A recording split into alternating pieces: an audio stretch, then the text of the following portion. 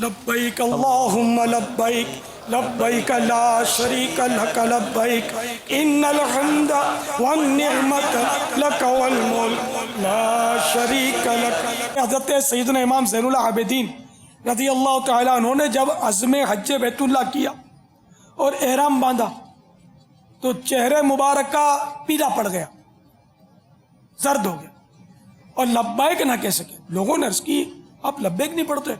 فرمایا مجھے ڈر ہے کہیں جواب میں لا لبیک نہ کہہ دیا جائے۔ عرض کی گئی احرام باندھ کر لبیک کہنا ضروری ہے۔ آپ رضی اللہ تعالیٰ عنہ نے لبیک پڑھی تو بے ہوش ہو کر سواری پر سے زمین پر گر پڑے، اور اختتام حج تک یہی صورت رہی کہ جب بھی لبیک کہتے بے ہوش ہو جاتے۔ تو یہ ظاہر ہے کہ انہی کا حصہ تھا، لیکن ہم کو کم از کم یعنی کہ چلو ہم گر نہیں پڑتے، بے ہوش نہیں ہوتے، تو کم از کم سنجیدہ تو ہو جائے۔ تو سنجیدہ بھی نہیں ہو پاتا ہے۔ ہمارے یہاں تو مذاق مسخریوں کا سلسلہ ہوتا ہے، پھر یہ دکھاوے کے بہت حساب کتاب ہوتے ہیں۔ اب آپ خود ہی سوچئے کہ آپ حج پہ جا رہے ہیں، اور حج پر جانے کا جو تصور ہے وہ کیا ہے؟ ایک تو یہ کہ اللہ تعالیٰ نے اس کا حکم دیا کہ حج فرض ہے، تو فرض حج کرنے کے لیے جاتے ہیں۔ اب اس میں دھوم دھام سے اس انداز سے جانا کہ جس میں ریاکاریاں جھلکتی ہوں، اگرچہ حکم ریاکاری تو ضروری ہے کہ ہر جگہ لگے، لیکن بعض صورتیں ایسی، اب جیسے حج مبارک کا بورڈ لگانا، میں اسے ریاکاری نہیں کہہ رہا، لیکن آپ دل پر غور کریں کہ آپ نے کیوں لگایا؟ کیا اسی لیے کہ سب کو پتہ چلے اور لوگ آپ کا احترام کریں کہ ماشاءاللہ حج پر جا رہے ہیں، ہم کو دعا میں یاد رکھنا، سبحان اللہ حاجی صاحب ماشاءاللہ؟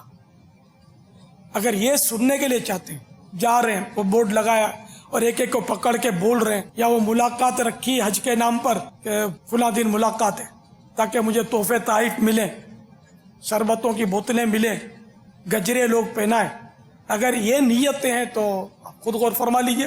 میں ریا کی آپ کو تعریف بتاتا ہوں، ڈیفینیشن۔ ریا کی تعریف یہ ہے کہ عبادت کے ذریعے دوسرے کے دل میں اپنا مقام بنانا، عزت بنانا یا مال حاصل کرنا، یہ ریا۔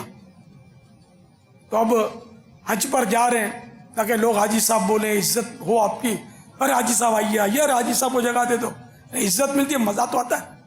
تو یہ لذت جو یہ خطرناک ہے، ایسی لذت کسی غذا میں بھی نہیں جیسی لذت عزت میں ہوتی ہے۔ تو اب یہ کہ خود بخود عزت ملتی ہے وہ تو اپنی جگہ پر ہے، لیکن اس کے لیے اہتمام کرنا، عمل کرنا کہ میری عزت بنے، یہ بڑا خطرناک ہے۔ تو اللہ کی رضا کے لیے جو کام کیا جاتا ہے، اس کام میں، عبادت کے کام میں، عزت چاہنا یا دولت چاہنا، مٹھائی کا ڈبہ ملے، شربت کی بوتل کوئی تحفے میں دے جائے، لفافے میں نوٹیں ڈال کر دے جائے، اس کے لیے اظہار کرنا، تو یہ اگر ریا نہیں تو پھر ریا کیا ہے؟ اور ریاکاری حرام اور جہنم میں لے جانے والا کام ہے۔ اب ہمارے یہاں جو نا ایک رجحان ہے کہ جب حاجی جا رہا ہوتا ہے تو ایک فیملی بھی جا رہی ہوتی ہے، تو یہاں خاندان اور محلے والوں کو اطلاع دی جاتی ہے کہ ہم جا رہے، تو وہ ایک دن سارے کے سارے ملنے کے لیے آ جاتے ہیں۔ اس میں یہ ہوتا ہے کہ ذرا ملاقات بھی ہو جاتی ہے، دعا سلام ہو جاتی ہے، معافی تلافیاں کا بھی سلسلہ رہ جاتا ہے۔ تو کیا یہ کرنے سے کیا یہ ریاکاری یا کوئی حبے جا کے حکم میں آ جائے گا یہ؟ اور کتنے حاجیوں کی جو فلائٹ ہو رہی ہوگی تو وہ تو کتنے دعوتیں کھا چکے ہوں گے، نہیں کتنے دعوتیں کھلا چکے ہوں گے۔ دیکھیں میں نے جو عرض کیا نا اس کو سمجھنے کی کوشش کی ہے۔ میں نے یہ صراحت کر دی تھی کہ حج مبارک کا بورڈ لگانا ریاکاری نہیں ہے، کیوں لگایا اپنی نیت پر غور کریں۔ اسی طرح ملاقات کے لیے جمع کرنا، یہ ریاکاری اس کو میں نے نہیں کہا، اپنے دل پر غور کر لے۔ اب لوگوں کو جمع کرتا ہے اور اس لیے جمع کرتا ہے تاکہ لوگ مجھے حاجی صاحب کریں، مجھے تحفے دیں، میری واہ واہ کریں، میری عزت ان کے دلوں میں بڑھے، یہ سب ریاکاری کی طرف لے جا رہی ہے۔ یہ نیتیں، اگر یہ نیتیں نہیں ہیں اور اچھی نیتیں ہیں، مثال کے طور پر بعض رشتہ دار ایسے ہوتے ہیں کہ اگر ان کو نہ بتایا تو یہ ناراض ہو جائیں گے، تو اب مسلمانوں کو بغض و کینے سے، ناراضی سے بچانا ضروری ہے۔ تو اس لیے ایسوں کو اس نیت سے بتائے گا کہ تاکہ یہ وسوسوں میں نہ پڑیں اور ہمارے درمیان فاصلے نہ ہوں، اس نیت سے بتائے گا کہ میں حج پر جا رہا ہوں تو یہ بتانا کار ثواب ہے اس کے لیے. اسی لیے اب ملاقات کے لیے اگر یہ جمع نہیں کرتا اور یہ ایسا شخص ہے کہ پھر روز روز لوگ ملاقات کریں گے اور یہ روز روز ملنے کا وقت نہیں دے سکتا، اگر ایسی شخصیت کا مالک ہے اور اس لیے یہ سب کو جمع کر رہا ہے کہ آپ فلاں وقت تشریف لے آئیں، میں بھی انشاءاللہ حاضر رہوں گا اور ہم ملاقات کریں گے، کوئی حرج نہیں ہے اس میں. اور اگر یہ عام آدمی ہے، جب بھی ملاقات کے لیے لوگوں کو جمع کرتا ہے کہ چلو سب آ جانا، کچھ نعت شریف بھی پڑھ لیں گے، کچھ ایک مبلغ کا بیان بھی ہو جائے گا اور دعائے خیر بھی ہو جائے گی، ملاقات بھی ہو جائے گی، تو اس میں بھی کوئی حرج نہیں ہے. میں نے کہا حرج اس صورت میں ہے کہ جب کہ اپنی نیت میں فطور ہو، اور یہ ایسی صورتیں کرنا، ملاقاتیں اکٹھی کرنا، لوگوں کو جمع کرنا، یہ اپنے آپ کو بہرحال یہ کہ خطرے میں ڈالنا ضرور ہے، لیکن مسئلہ وہی ہے کہ ملاقات کے لیے اکٹھے کرنا یہ منع نہیں ہے جائز، لیکن جو کر رہا ہے وہ اپنے لیے غور کرے کہ یہ کر رہا ہے تو آیا یہ کیا حب جاہ سے بچ جائے گا، لوگوں کو اکٹھا کر کے ریاکاری میں نہیں پڑے گا، یہ ریا پروف ہو چکا، یہ حب جاہ پروف ہو چکا. ایک میں یہ چوٹ کرنے کے لیے اس میں مبالغہ کر رہا ہوں، آخر کیوں خطرات مول لے رہا ہے. لیکن عام لوگوں کی عادت ہوتی ہے ایک ایک کو پکڑ کے بولتے ہیں کہ میں حج پہ جا رہا ہوں، میں حج پہ جا رہا ہوں، حاجی صاحب میرے لیے دعا کرنا، آقا کو سلام بولنا، تو ذرا پھولتا ہے حاجی صاحب میرے کو چھوڑنے آنا، فلاں تاریخ کو میری فلائٹ ہے، کیوں بتاتا ہے میرے کو چھوڑنے آنا. یہ اس میں تو بچت کا اگرچہ جائز ہے لیکن بچت کا چانس بہت کم رہ جاتا ہے کہ کسی کو بولنا کہ مجھے سی آف کرنے آنا، گاڑی کا انتظام کیا آ جانا.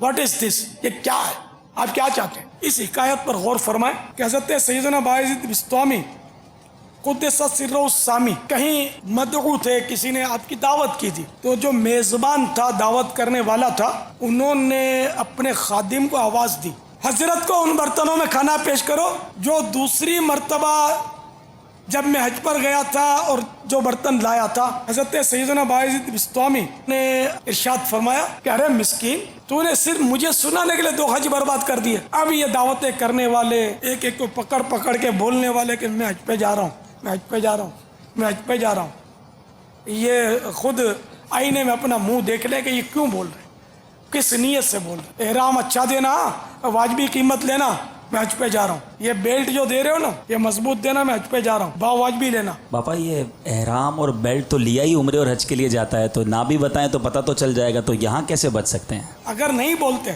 تو یہ جو احرام لینے آیا وہ حج پر جا رہا ہے، یہ کنفرم نہیں ہے.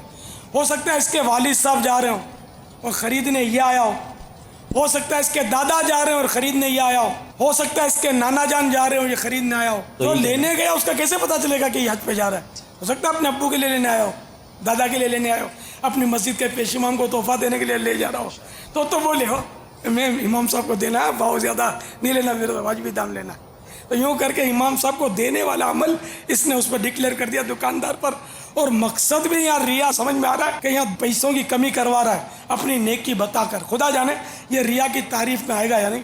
بظاہر ایسا کھٹکا ہو رہا ہے کہ شاید یہ ریا کی تعریف میں آئے، یا پیسوں کی بچت کروانے کے لیے اپنی نیکی کو ظاہر کر رہا ہے کہ میں امام صاحب کو دوں گا، مجھے ذرا واجبی دام سے دینا اور دام کم کر لینا. میرا ہر عمل بس تیرے واسطے ہو، میرا ہر عمل بس تیرے واسطے ہو. اللہ میرا ہر عمل بس تیرے واسطے ہو. کر اخلاص ایسا عطا یا الہی، کر اخلاص ایسا عطا یا الہی. لبیک اللہم لبیک لبیک لا شریک لک لبیک ان الحمد والنعمت لک والملک لا شریک لک.